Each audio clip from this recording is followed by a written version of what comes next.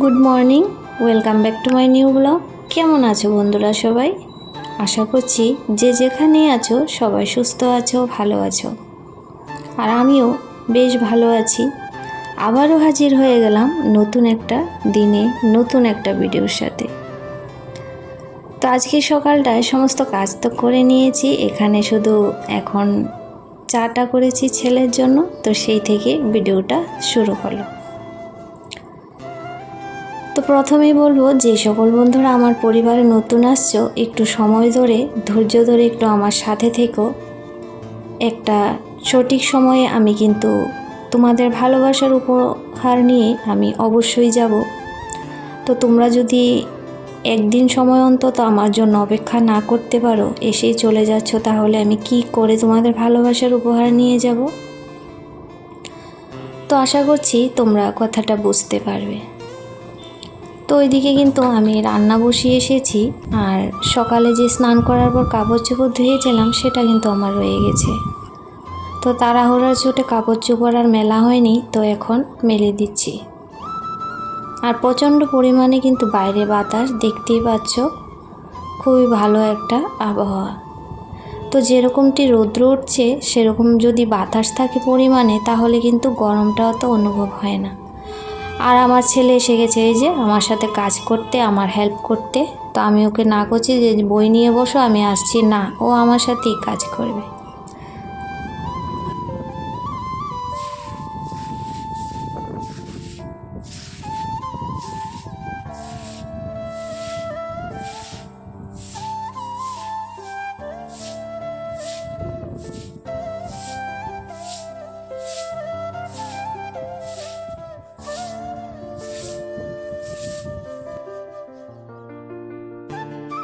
আমরা গ্রামের মানুষ, মাটির মানুষ, মাটিকে কিন্তু খুব ভালোবাসি।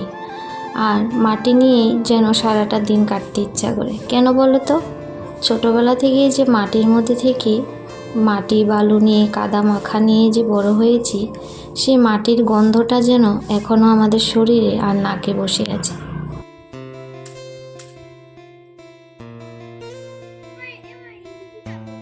আর দালান বাড়িতেই থাকি না কেন, খোলামেলা পরিবেশের যে গন্ধটা, সেই আনন্দটাই কিন্তু আলাদা।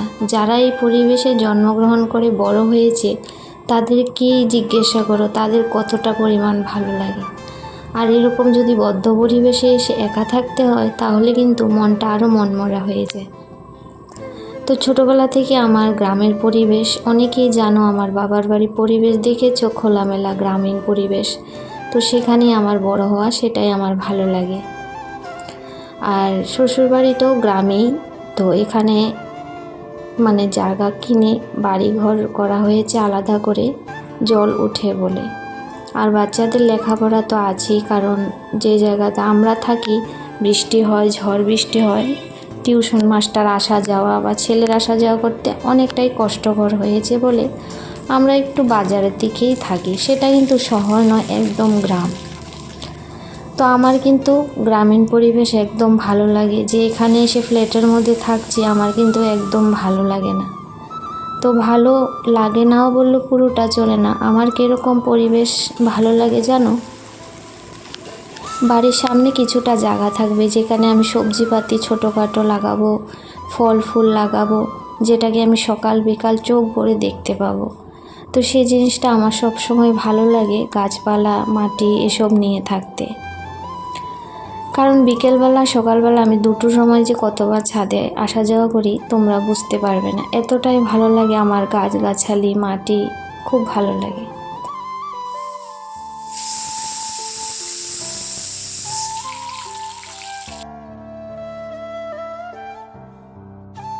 তো শুক্রবার আর সোমবারে তো আমি নিরামিষ খাই, তো সেজন্যই তো সব কিছু সকালবেলা ধুয়ে মুছে স্নান করে পূজা দিয়ে আসতে কিন্তু আমার অনেকটাই সময় হয়। তো একা হাতে সব কিছু, তারপর ছেলে টিউশন থাকে, সব দিন রুটি সবজি করেও দিতে পারি না, চা কোনো কিছু করে দিই, তারপরেও খেয়ে চলে যায়। আর বেশিরভাগ সময় বাইরেই টিফিন করে। তো যাই হোক, আজকে কিন্তু রান্নাটা সম্পূর্ণই নিরামিষ। আর দেখতে পেয়েছো যে ঘ্যাট করেছি, আর একটা সবজি হচ্ছে এখানে পনির, আলু আর হচ্ছে পটল দিয়ে। তার সঙ্গে ডাল তো হয়েই গেছে।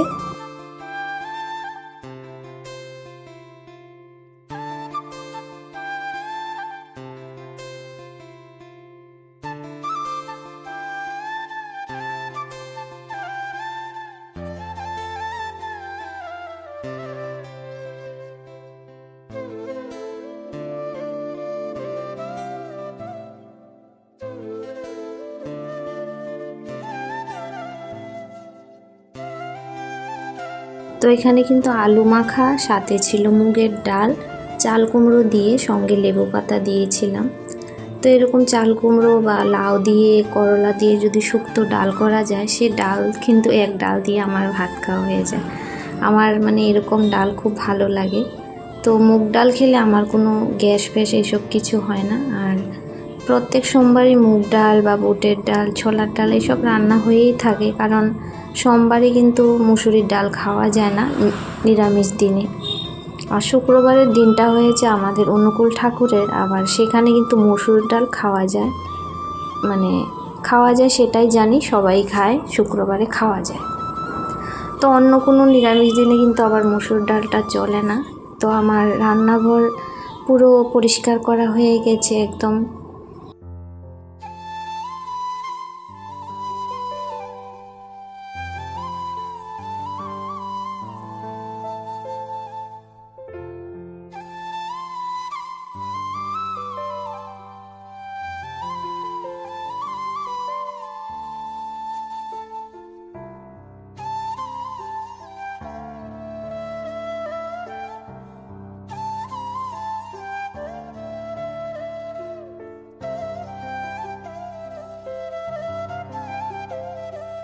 তো এটা হয়েছে দুপুরবেলাটার পরে। এখানে একটু ছোলার ডাল করেছিলাম আলু আর পেঁপে দিয়ে, আর একটু লুচি করে নেব, কারণ ছেলের পরীক্ষা, তো ঘরে টিউশন মাস্টার এসেছে পড়াতে, তারপর আরেকজনও স্টুডেন্ট আছে, তো ওদের হয়েছে এক্সাম শুরু হয়েছে, তো ঘরে এসে এক্সট্রা মানে ম্যাথ পরীক্ষা, যেহেতু ম্যাথ করাবে, তো একটু যদি টিফিন না দিয়ে ভালো করে সেই টিউশন মাস্টার আবার ঘরে আসে না, মানে বাইরে বেসের মধ্যে পড়ায়, তো ওদেরকে হয়েছে কোল্ড ড্রিঙ্কস দিয়ে দিয়েছি। তো এখন আমি এই সবজিটা তাড়াতাড়ি করে বানিয়ে নিলাম, তো সেই জন্য আর ভিডিওটা করা হয়নি। তো সেই দিকে আবার ময়দা আর আটা মিক্স করে মেখে রেখেছিলাম এখানে।